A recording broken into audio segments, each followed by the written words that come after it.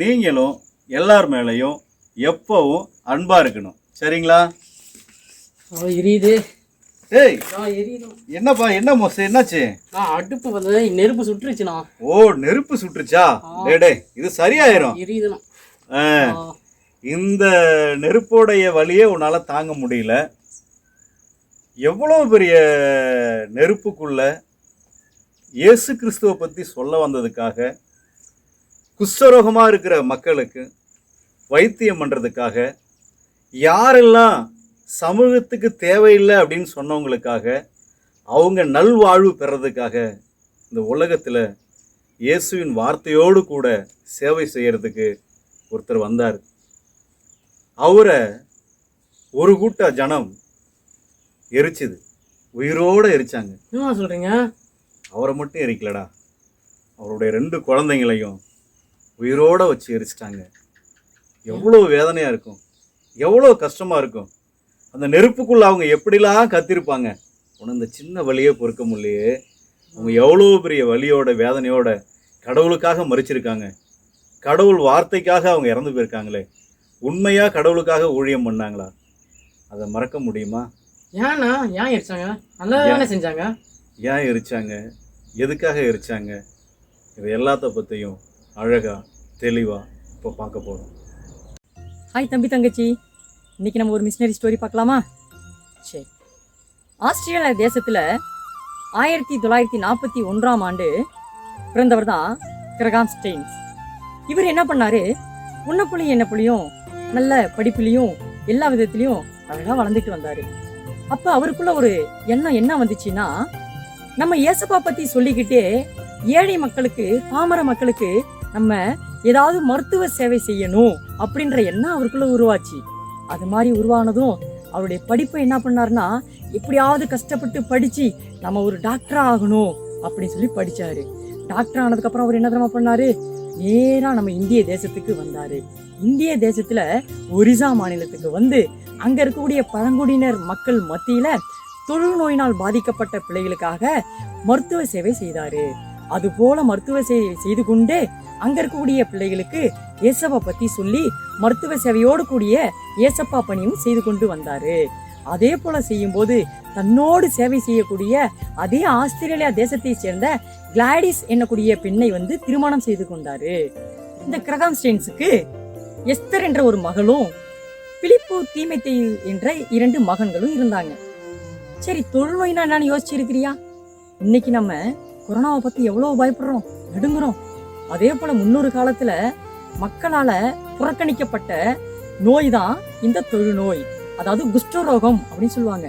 குஷ்டரோக நோய் உள்ளவங்களை யாரும் அனுமதிக்கவே மாட்டாங்க. அருவருக்கக்கூடிய நோய், அப்படி ரத்தம்லாம் ஒழுகும், சீழலாம் ஒழுகும், கிட்ட கூட யாரும் போக மாட்டாங்க, தொல்லி வச்சிருவாங்க. அப்படிப்பட்ட நோய் உள்ளவர்கள் மத்தியில எப்படியாவது ஏசப்பாவுடைய அன்பை பத்தி சொல்லவும் அவர்களுடைய நோய்களை சுகப்படுத்தவும் தன்னை அர்ப்பணிச்சவர் தான் இந்த கிரகாம் ஸ்டெயின்ஸ். இதே போல அவங்க குடும்பமா சேர்ந்து ஏசப்பா ஊழியம் செய்துக்கிட்டே அந்த தொழுநோயினால் பாதிக்கப்பட்டவர்களுக்கு சேவை செய்து கொண்டிருந்தாங்க. ஒரு நாள் என்ன தெரியுமா ஆச்சு, கிரகாம் ஸ்டெயினும் அவருடைய 2 பிள்ளைகளும் சேர்ந்து அவருடைய ஜீப்ல ஒடிசா மாநிலத்தில் இருக்கக்கூடிய மனோகர்பூர் என்ற ஒரு இடத்துக்கு போயிட்டு ஊழியம் செஞ்சுட்டு வந்தாங்க. ஏசப்பா பற்றி சொல்லிட்டு அங்கே தொழுநோயினால் பாதிக்கப்பட்டவர்களுக்கு தேவைய மருத்துவ உதவிகளை செய்துட்டு திரும்பி வீட்டுக்கு போகலாம்னு சொல்லி வந்துட்டு இருந்தாங்க. வர சமயத்தில் ஒரு பெரிய காடு, அந்த காட்டில் வண்டி கூட ஓட்ட முடியாத அளவுக்கு பனிப்பொழிவுகள் நிறையா இருந்துச்சு. அதனால என்ன பண்ணிட்டாங்க, சரி ரைட், நம்ம இந்த நேரத்தில் வீட்டுக்கு போக வேணாம், நம்ம பிள்ளைகளோட காரில் தூங்கலாம் அப்படின்னு சொல்லி காரை நிறுத்திட்டு அவருடைய 2 மகன்களோடு கார்லே படுத்து தூங்க ஆரம்பிச்சாரு. இந்த விஷயத்தை தெரிந்து கொண்ட அவருடைய சேவைக்கும் ஆண்டவருடைய பணிக்கும் விரோதமா இருக்கக்கூடிய ஒரு சிலர் என்ன பண்ணாங்க தெரியுமா, அவருடைய மருத்துவ சேவையை புரிந்து கொள்ளல. அவர் வந்து நம்ம தேசத்துல இருக்கிற மக்களை மதம் மாற்றுகிறார் என்று தவறான புரிந்து கொள்ளுதுனால அவரை கொல்லணும்னு சொல்லி முடிவு பண்ணாங்க. அப்படி முடிவு பண்ணவங்க எல்லாமே என்ன பண்ணாங்க, அந்த இரவை தன்வசப்படுத்தி கொண்டாங்க. அந்த நேரத்துல அவங்க தூங்கிட்டு இருக்கிற சமயத்துல அவர்களை கார்லேயே வச்சு கார் ஃபுல்லா தீ கொளுத்தி விட்டாங்க. அந்த கார்ல அவங்க துடிச்சு அந்த 2 மகன்களோடு அந்த கிரகாம் ஸ்டெயின் என்ன பண்ணாரு தெரியுமா, இறந்து போயிட்டாரு, செத்துட்டாரு. ரத்த சாட்சியாய் ஏசப்பாக்காக ஒழிய செய்யணும் வந்தவர் ரத்த சாட்சியாய் தன்னுடைய 2 மகன்களோடு அந்த காருக்குள்ளேயே தீயில கருகி இறந்து போயிட்டாரு, செத்துட்டாரு. அதற்கு பிற்பாடு அவர் இறந்துட்டாருன்ற விஷயத்த அவங்க மனைவிக்கு கொண்டு போறாங்க. அவங்க மனைவி துடிச்சு போறாங்க. அவங்களோட இருக்கிறது அவங்களுடைய மகள் எஸ்தர் மட்டும்தான். ஐயோ, அடுத்து நான் என்ன பண்ண போறேன்? எனக்கு என் கணவர் இல்லை, என் 2 மகன்கள் இல்லை, என் கூட என் மகள் மட்டும்தானே இருக்கான்னு சொல்லி துடித்த போதிலும் ஏசப்பாவை நம்பி அவங்களுக்காக ஊழியம் செய்து கொண்டு இருந்தாங்க. அப்படி ஊழியம் செஞ்சிட்டு இருக்கிற சமயத்துல கிரகாம் ஸ்டெயினை யார் தீக்குளுத்தி கொன்னாங்கன்ற கும்பலை கண்டுபிடிச்சிட்டாங்க. அப்படி கும்பலை கண்டுபிடிச்சு அந்த கிளாடிகிட்ட கொண்டு போறாங்க. அந்த கிரகாம் ஸ்டெயினோட மனைவிட்ட கொண்டு போயிட்டு, உங்க கணவரையும் உங்க பிள்ளைகளையும் அந்த வேன்ல ஜீப்ல வச்சு தீக்குளுத்தினவங்க இவங்க தான், உங்களை என்ன பண்ணலாம் சொல்லுங்க அப்படின்னு சொல்லி கேட்டாங்க. தம்பி தங்கச்சி, நீயும் நானும் அந்த இடத்துல இருந்தா என்ன பண்ணியிருப்போம்? ஆனா அவங்க என்ன தெரியுமா சொன்னாங்க? அவங்கள நான் மன்னிச்சிட்டேன். இயேசு அதை தான் சொல்றாரு, ஏசப்பா அதை தான் சொல்றாரு. இயேசு சிலுவையிலே தொங்கும்போது, பிதாவே இவர்களுக்கு மன்னியும், தாங்கள் செய்கிறது இன்னதென்று அறியாதிருக்கிறாருன்னு சொல்லி ஏசப்பா எப்படி பரிந்து பேசி மன்னிப்புன்ற விஷயத்த கொடுத்தாரோ, அதே மன்னிப்பை இந்த கிளாடி அந்த இடத்துல விதைக்கிறாங்க. அவங்கள மன்னிச்சிடுங்க, என் கணவரையும் என் பிள்ளைகளையும் ஜீப்ல வச்சு கொளுத்துனவங்கள நான் மன்னிக்கிறேன் அப்படின்னு சொல்லி மன்னிச்சாங்க.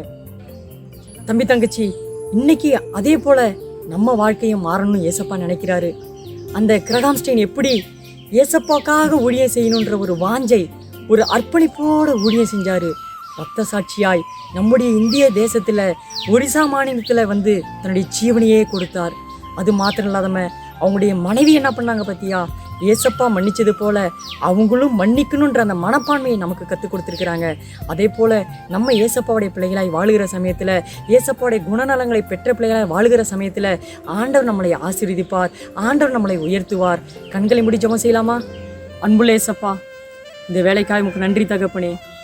இந்த நாளிலும் கிரகாம் ஸ்டெயின் அவருடைய வாழ்க்கையில் எப்படியாக அவர் ரத்த சாட்சியாய் மரித்தாருன்னு சொல்லி என்னோடு கூட நீங்கள் பேசுனீங்களே தகப்பனே, அதற்காக உங்களுக்கு நன்றி ஏசப்பா. அப்பா, அந்த கிரகாம் ஸ்டெயின் 11 வயது அந்த பிலிப்போடும் 6 வயது கொண்ட தீமத்தேயு அந்த 2 மகன்களும் எப்படி தன்னோடு துடித்து இறந்திருப்பார்கள். ஆனாலும் உமக்காக ரத்த சாட்சியாய் மரித்தாங்களே தகப்பனே. அப்படிப்பட்ட அர்ப்பணிப்பு என் வாழ்க்கையில் இருக்கட்டும் ஏசப்பா. எவ்வளவு பிரச்சனைகள், கஷ்டங்கள், வேதனைகள் வந்தாலும் உமக்கு பிரியமான பிள்ளையாய் நான் அர்ப்பணிப்போடு வாழணும் ஏசப்பா. அவருடைய மனைவி கிளாடி எப்படி மன்னிப்புன்ற விஷயத்தை ஒரு புனிதமா இந்த உலகத்துக்கு பறைசாற்ற ஒரு காரணமா இருந்தாங்களோ, அதே போல நான் வாழ என்னை அர்ப்பணிக்கிறேன் ஏசப்பா. சின்ன பிள்ளையா இருக்கிற நான் உம்முடைய சமூகத்துல உமக்கு பிரியமான பிள்ளையாய் வாழ என்னை அர்ப்பணிக்கிறேன் ஏசப்பா. நீர் பொறுப்படுத்திக் கொள்ளுங்க, நீர் பயன்படுத்துங்க. இயேசு கிறிஸ்துவின் நாமத்தில் ஜெபிக்கிற நல்ல பிதாவே, ஆமென்.